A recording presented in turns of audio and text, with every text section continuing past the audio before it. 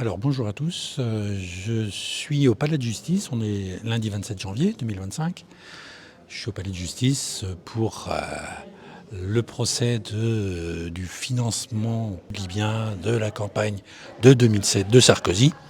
Et puis j'avais fait un article là à propos de Kouchner parce que j'avais travaillé un peu sur les contreparties, ces fameuses contreparties, là, tout à l'heure il parlait des contreparties du financement libyen, il cherche les contreparties, au niveau de la libération des infirmières bulgares, au niveau de la visite de Kadhafi en décembre 2007.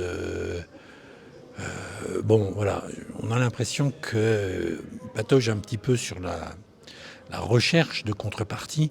Et moi, je propose donc là d'examiner un petit peu le rôle de Bernard Kouchner. Vous savez que Bernard Kouchner était le ministre des Affaires étrangères de Sarkozy, donc nommé en 2007. 2007, c'est là où j'emmène Marie, la fille de Jean-Paul, mon frère, qui a été tué donc dans cet attentat. Je l'emmène dans les locaux de MSF voir la plaque qu'il y a avec le nom de son père et tout ça, et que je commence que je rencontre des gens que j'avais connus en 90 et qui me disaient ah ouais mais c'est peut-être quand même un tir de l'SPLA. Comment ça, quoi. Alors qu'on sait très bien que le tir est gouvernemental depuis le début. Et c'est là où, en fait, je me suis dit, mais non, mais là, je ne peux pas laisser passer ça. Il faut que nous, notre famille, on saisisse la justice. Et là, on a commencé à chercher donc des avocats. Je suis allé voir un avocat, notamment Antoine Comte, et qui m'avait dit bon bah voyons, oui c'est possible de faire quelque chose. Et puis on se revoit après l'été, et puis après l'été il me dit ah mais Monsieur Bescon laissez cela, la justice n'est pas une vague d'otion kantienne, laissez cela, alors qu'il était tout à fait enclin à prendre cette affaire. Donc, oui, effectivement, il s'était un peu renseigné. C'est mon hypothèse, mais elle est tout à fait vraisemblable. Et évidemment, il a vu qu'il y avait Kouchner qui était impliqué dans l'histoire et que Kouchner, là, il était ministre des Affaires étrangères de Sarkozy. Et là, forcément, il ne voulait pas se mouiller dans une affaire pareille. Donc, il faut examiner le rôle ou le rôle. Comment ça, alors ça nous avait retardé de 2 ans à peu près, plus d'1 an en tout cas, pour le dépôt de plainte. Donc je me suis dit, mais alors maintenant, sachant qu'il y avait éventuellement un deal entre Sarkozy et Kadhafi, avec nomination de Kouchner, il faut creuser la nomination de Kouchner un petit peu. Voilà. Donc, et notamment examiner la relation entre Kouchner et Marcel Legel. Marcel Legel qui était l'ambassadeur de France au Soudan au moment des attentats. Alors, Marcel Legel que j'ai eu au téléphone, alors tout ça c'est sur mon site, les documents, tout ça. J'ai fait un hommage. Alors, Marcel Legel est décédé l'été dernier. J'ai fait un article en son hommage qui me permettent en fait aussi de rectifier ce qu'on peut lire par ailleurs sur les relations entre le régime soudanais de 89 et Marcel Legel. On fera des vidéos sur le sujet. Parce qu'il faut, ça fait partie de la réinterprétation, parce qu'il y a eu une réinterprétation de l'attentat. Voilà.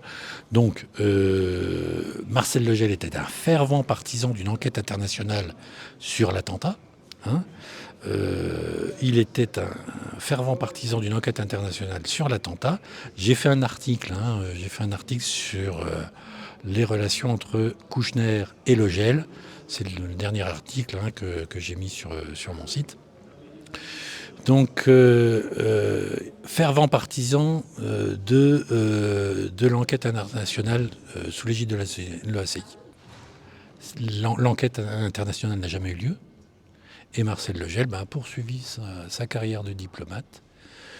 Et on va voir comment. On va voir comment parce que quand il est à la retraite en 2000, il prend sa retraite au Liban et il se fait élire conseiller des Français de l'étranger, section Liban. Donc en 2000, il a donc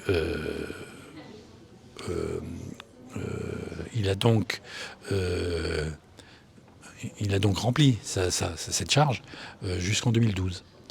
Et donc quand Kouchner est élu, enfin pas élu, est nommé au ministère des Affaires étrangères, Marcel Legel est conseiller des Français de l'étranger.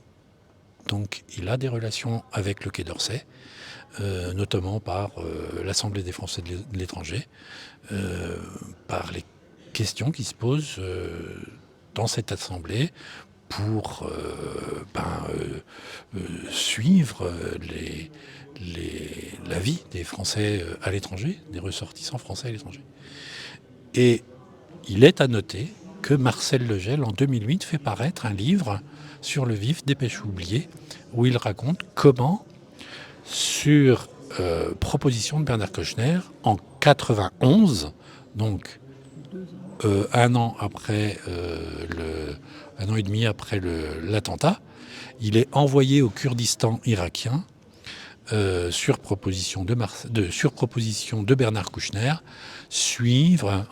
encadrer les missions humanitaires onusiennes qui protégeaient le retour des Kurdes irakiens vers leur ville d'origine après la première guerre d'Irak.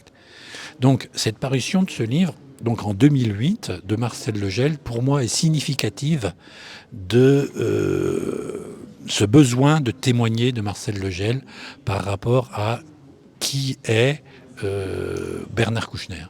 Et ce rapprochement entre sa volonté d'une enquête internationale sur l'attentat d'Aouil en 90 et cette mission de coordination de l'action humanitaire en 91 est significative du sens politique de l'attentat d'Aouil et a des répercussions jusqu'à aujourd'hui le procès du financement libyen de la campagne de Sarkozy. Voilà ce que je souhaitais vous dire. Et puis, à bientôt pour de nouvelles vidéos.